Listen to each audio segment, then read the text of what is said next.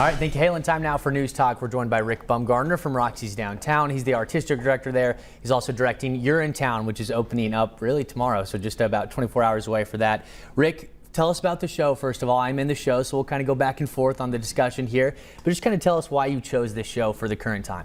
Okay, well, we had another show planned for this particular time slot that we didn't get the rights to. We actually did get the rights, and then they removed the rights because there's a Broadway tour going into New York. And so we spent a couple of months trying to figure out what we wanted to do. This show happened to be the #1 show that you actors and our designers have been requesting of me for a couple of years, and then I went back and looked at the audience survey, and it was number 3 or 4 on the list of audience. And so I did it. And for our public that are watching, it's not you're in town. It's Urinetown, like the bodily function. Right. But to me, Max, it was just this great choice. And as they say in theater, timing is everything. It is. The day after we announced this, we went into the Drought 2 restrictions here in the city of Wichita. And the play's about a dystopian city in the future whose water supply has dried up, and this evil corporation has taken over every public amenity, and they've privatized your ability to pee. They have. And so I thought, well, this is the city of Wichita. If they'll make us pay to park, they'll make us pay to pee. Yeah, maybe we're not too far. We've got some video we're playing here from some behind the scenes. This is kind of what it's going to look like. You know, a little bit about the show as well. This is going to touch on every hit musical theater that you want. You know, it's going to have good music, good dance, some really funny bits there. You've got Kyle Vespestad, Sam Warner as well. Take us through, you know, the cast as a whole, what we have working with here. Oh my gosh, Joseph Urich there who plays Caldwell B. Cladwell, the evil villain in the piece. And of course you, the hero, Bobby Strong.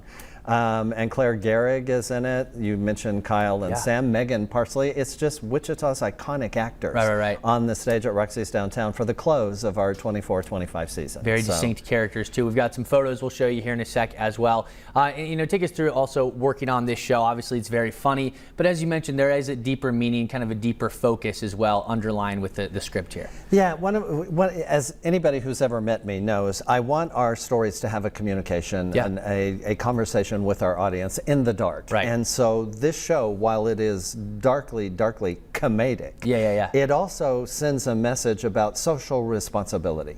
And so what I want our audiences to do is to laugh and to be entertained by this, and then walk out of there and go, I shouldn't throw my plastic bottle in the Arkansas River anymore, right? I need to go to a council meeting and see what's happening with our political system. I need to watch the corporations around me and see what's going on.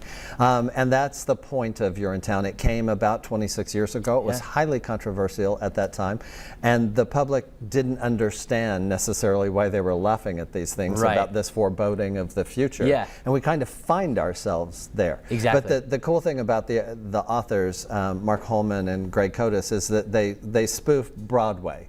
They spoof Broadway musicals. You know, they make fun of political systems, the government, the private enterprises, people in general, and so you'll see yourself on that stage, which is so great. One of the fun things and the challenging things for us at Roxy's is this is a very large cast. We have 19 folks on that stage, as you can well aware. Backstage is pretty tight there. Is there a backstage anymore? I don't know. Sort of. And then we have 5 pit musicians, all under the incredible leadership of Chris Shaw. So it's just been this great thing to happen. And when you're all 19 on the stage and choreography is happening that Kyle Vespestad has done, I just am amazed and in awe that you don't collide with one another. And I think our audiences are going to go nuts for that. It is. Yeah, well, very excited. It's a very special production here. It's going to open up tomorrow. Tickets still available for all the productions, except I think opening night is what it sounds like. Yeah, opening night is sold out. We have just a few tickets Friday and Saturday, but next weekend and third weekend, please make your reservations quickly. All right, awesome. Rick, thank you so much for joining us as always. More news and weather coming up after the break.